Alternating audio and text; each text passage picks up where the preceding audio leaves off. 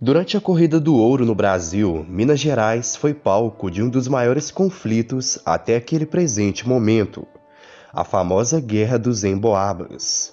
Um conflito motivado pelo controle das minas de ouro e que ocasionou um verdadeiro faroeste em terras que pertencem ao atual Brasil.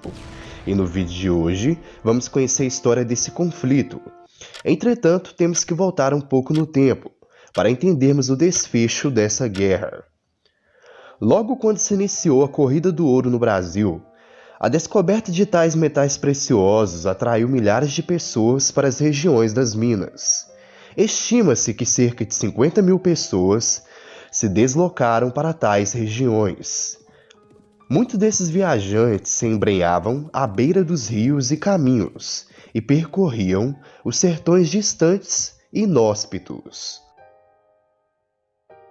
Os responsáveis por descobrir tais metais preciosos foram os desbravadores, chamados de sertanistas, conhecidos atualmente como bandeirantes. No entanto, os demais viajantes que foram atraídos pela descoberta do ouro ficaram conhecidos como emboabas. Há várias versões sobre o significado desse nome. Algumas versões dizem que o termo significa pata peluda, termo esse que é proveniente do termo da língua geral falada pelos paulistas. Originalmente, o termo designava as aves com pernas cobertas de penas. Isso porque os forasteiros conhecidos como emboabas sempre usavam calças e sapatos, ao contrário dos bandeirantes. Sendo assim, os bandeirantes passaram a chamar esses forasteiros de emboaba. Apesar de várias versões sobre o significado, no geral era para se referir aos forasteiros ou estrangeiros. A história conta que para os paulistas, aqueles que não participaram dos esforços na procura de ouro não deveriam ter os mesmos direitos na exploração.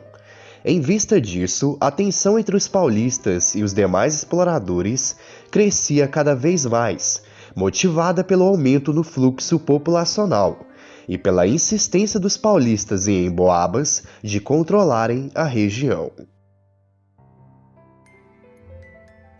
Apesar de se misturarem pelas regiões povoadas das minas, paulistas e emboabas não se uniam, e com o passar do tempo, eles se reuniram em dois grupos compostos por um representante.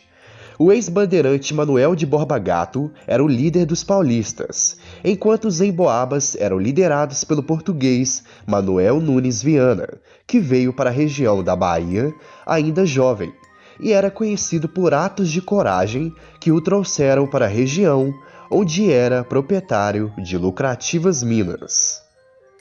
Outro motivo que desencadeou a guerra foi o alto preço dos mantimentos, inclusive pela limitada oferta em ocasião do aumento da demanda. Segundo o contemporâneo da época, André João Antonil, um jesuíta italiano, os preços estavam altíssimos naquela época.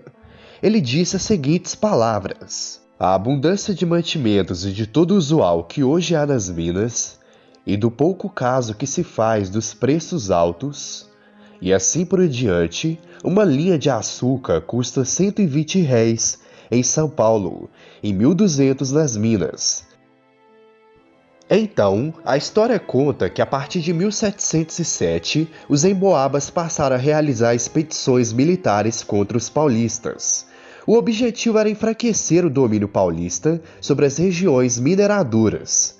Consequentemente, a população paulista, composta principalmente por mamelucos e indígenas, foi subjugada pelos emboabas, os quais passaram a controlar o comércio que abastecia as minas. De acordo com os fatos históricos, em 1707, no Arraial Novo do Rio das Mortes, 2 chefes importantes dos paulistas foram linchados pelos emboabas. Com medo de uma suposta vingança, os emboabas fugiram para a mata, ficando apenas um grupo pequeno de resistência. No entanto, os paulistas, apesar de terem motivos para agir, limitaram-se a enterrar seus chefes e não enfrentaram os emboabas. Porém, isso acabou encorajando os emboabas, que haviam fugido para a mata, a voltar e a não mais se aterrorizarem com os paulistas. Do lado dos emboabas também estavam criadores de gados, e não apenas mineradores emigrados de São Vicente. Isso porque os criadores de gado procuravam assegurar com exclusividade o fornecimento a açougues de animais para o abate e de arbitrar a venda de carne ao consumidor. Portanto, em novembro de 1708, os emboabas lançaram um grande ataque contra os paulistas estabelecidos em Cachoeira do Campo, distrito de Ouro Preto, da capitania de Minas Gerais. Nessa ocasião, Borba Gato, intervindo no conflito, baniu Manuel Nunes Viana da região do Rio das Velhas, porém não teve sucesso. Apesar de várias tentativas de acordo serem propostas, nenhuma alcançou êxito. Em vista disso, os emboabas realizaram um grande ataque contra os paulistas e tomaram o controle das duas das três principais áreas de mineração da coroa portuguesa no Brasil. Na sequência, os emboabas nomearam seu líder, o rico comerciante Manuel Nunes Viana, o governador da região mineradora. No entanto, esse fato imediatamente chegou aos ouvidos da coroa portuguesa, que logo reagiu, expulsando em 1709 Manuel Nunes Viana do cargo e da região das Minas de Ouro. A partir desse momento, a coroa portuguesa assumiu o controle mais direto sobre a exploração do ouro na região. O episódio mais marcante da Guerra dos Emboabas ficou marcado na história como Capão da Traição. Isso porque, após a derrota dos paulistas na Batalha Campal de Cachoeira do Campo, os bandeirantes decidiram se render e logo foram libertos com a condição de se retirarem da região das Minas.